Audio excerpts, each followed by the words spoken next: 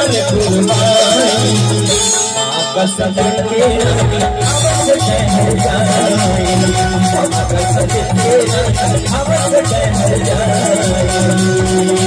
हीरा से झरना बात पानी हीरा से झरना बात पानी पवन चल कुर्बानी कसम तेरा हवस ठहर जाए कसम तेरा हवस ठहर जाए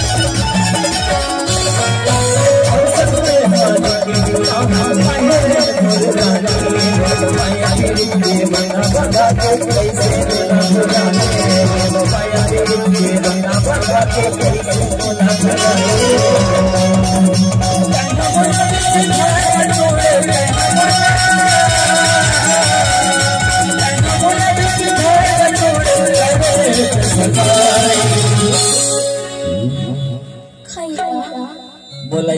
भुला के का बनना मोर जिंदगी है घर बेकार हो जाएगी फिर से जिंद बैठो अब का सब तेरा हवस ठहर जाए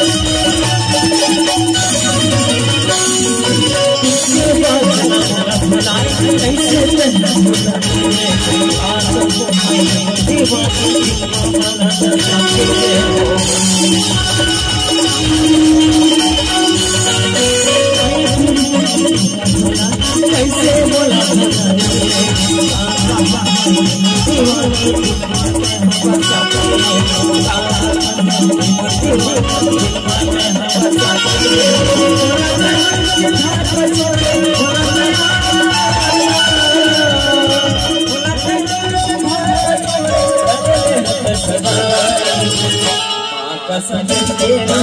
हवस ठहर जाए कसम